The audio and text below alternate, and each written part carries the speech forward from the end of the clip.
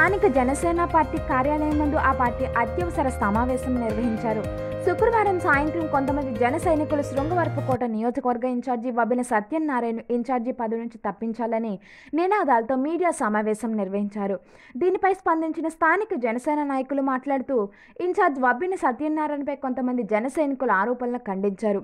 వారి ఆరోపణలు అవాస్తవమని, పార్టీ ఆదేశాల మేరకు అనుగుణంగా సత్యనారాయణ పార్టీ ఆవిర్భావం నుంచి పార్టీ బలోపేతానికి కృషి చేస్తున్నారని, కూటమిలో భాగంగా మిత్రధర్మం పాటిస్తూనే పార్టీ కార్యకర్తలకు నిత్యం అందుబాటులో ఉంటున్నారని, సమస్యలు ఏమైనా ఉంటే స్థానిక ఎమ్మెల్యే శ్రీమతి కొల్లా లలితా కుమారి వద్దకు తీసుకొని వెళ్లడం వంటి కార్యక్రమాలు చేయడం గమనించాలని హితవు పలికారు.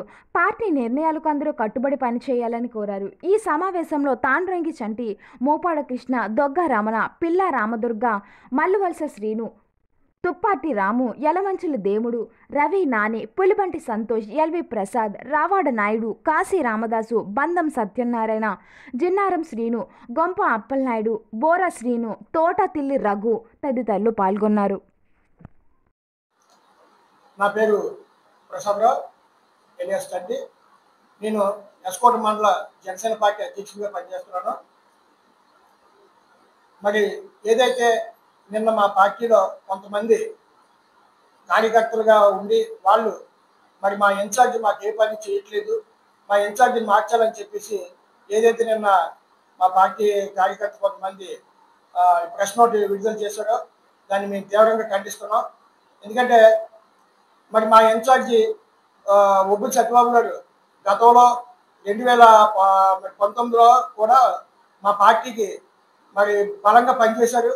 అదేవిధంగా 2024లో కూడా కూటమిలో భాగస్వామ్యంగా ఉన్నప్పుడు కూడా మరి ఆయన ఈ పార్టీకి జనసేన పార్టీకి ఇన్ఛార్జి ఇచ్చిన తర్వాత ఆయన బాధ్యతలు ఆయన నిర్వర్తిస్తూ కూడా వెళ్ళారు.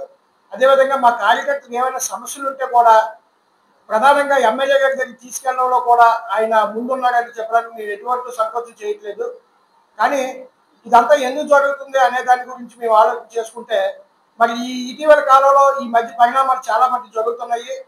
మరి ఏదైతే ఈ రాష్ట్రంలో కూటమిలో భాగస్వామ్యంగా ఉన్న జనసేన పార్టీ చాలా బలంగా ఉంది. మరి ఈ రాష్ట్రంలో ప్రతిపక్ష పార్టీని ప్రతిపక్ష హోదా లేకుండా కూడా చేసి మరి చాలా అద్భుతమైన పరిస్థితుల్లో 11 సీట్లు పరిమితం చేయడంలో జనసేన పార్టీ బలంగా అడ్డుకున్నదని సాంకేతికాలు అందరికీ తెలుసు. ఇటీవల కాలంలో కూడా మరి మా అధినేత అదే జగన్మోహన్ రెడ్డి గారు మేము వస్తే చూసుకుంటాం అనే పరిస్థితి ఏదైతే ఉందో మా అధినేత కూడా మీరు ఎలా వస్తారో మేము చూస్తాం అనే మాట యుద్ధం జరగడం కూడా మీరు గమనించి ఉంటారు. మరి ఆ విధంగా ఎలాగైనా సరే కూటమి భాగస్వామ్యంలో జనసేనని దూరం చేయాలి, ఆ విధంగా కూడా బీజేపీని జనసేనని టీడీపీని విఘాతం చేసి కూటమిని విఘాతం చేయాలనే కొత్త నిశ్చయంతో మరి అదే ఏదైతే ఉన్నదో పార్టీలన్నీ విలీనం చేసి కూటమిని బలంగా వేడుకోవాలి. ముందు జనసేన పార్టీని కూటమి నుంచి భాగస్వామ్యం నుంచి బయట పాల్గొనాలనే ఉద్దేశంతో కొంతమంది మరి కూటమి పార్టీలు చేస్తున్న కుట్రలో భాగస్వామ్యంగా మేము ఇదంతా కూడా అనుకుంటున్నాం. కానీ ఎన్ని ప్రయత్నాలు ఏమి చేసినా కానీ కూటమి బలంగానే ఉంది.